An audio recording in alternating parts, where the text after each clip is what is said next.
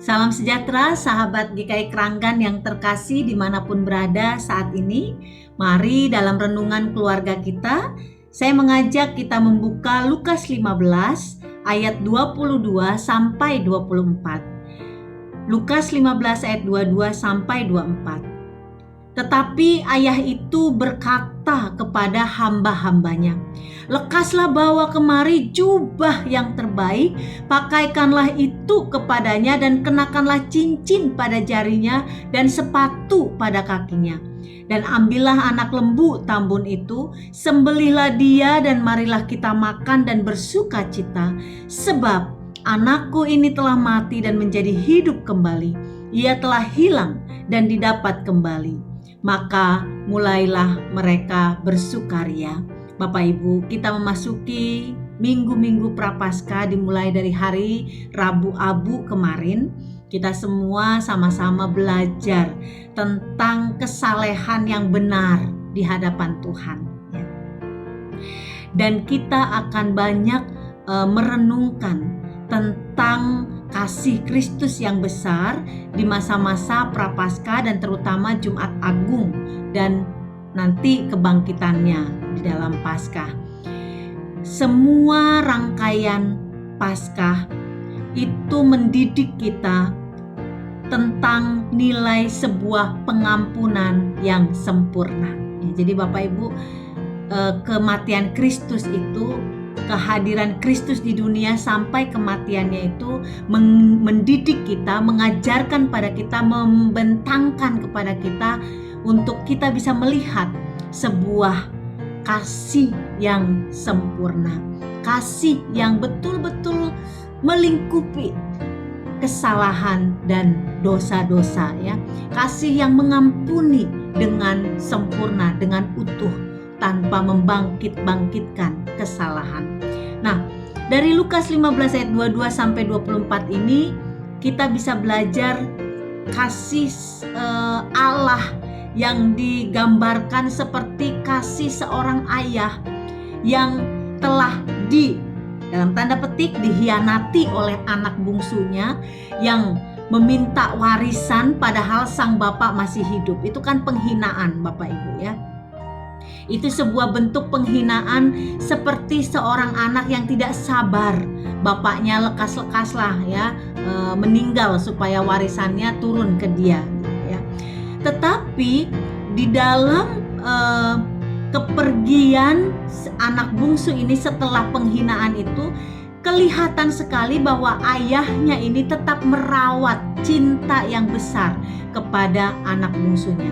Sehingga ketika anak bungsu ini datang menyesal dan bertobat dan meminta ampun, minta maaf kepada sang bapak, tanpa Bapak Ibu, tanpa banyak menghakimi anaknya, lalu tanpa banyak memberi nasihat-nasihat dan lain-lainnya, yang dia praktekkan adalah mengembalikan posisi anaknya seperti sedia kala, ya.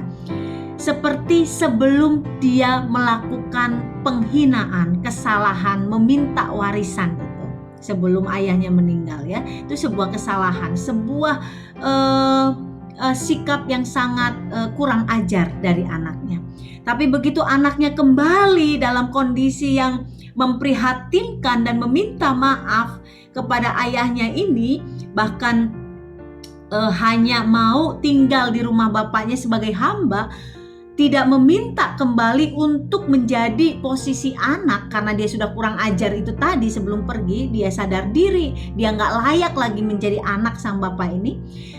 Sang bapak ini dengan luar biasa menunjukkan kasihnya, ya.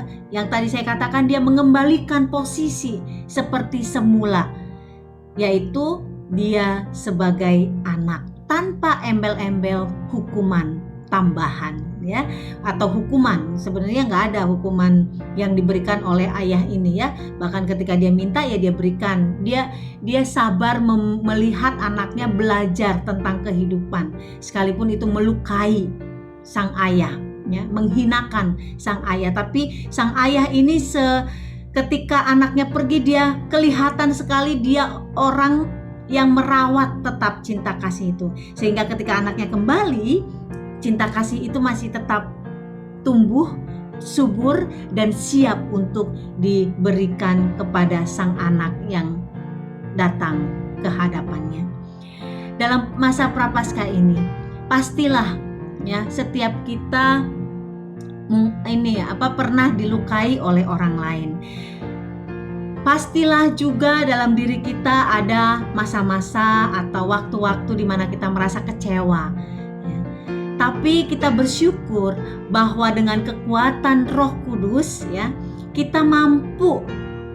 Roh Kudus itu memampukan kita untuk merawat cinta di dalam diri kita, merawat cinta yang benar di dalam diri kita, sehingga ketika kita terluka, ketika kita marah, ketika kita kecewa kepada seseorang, kita tidak kehilangan kasih atas orang itu.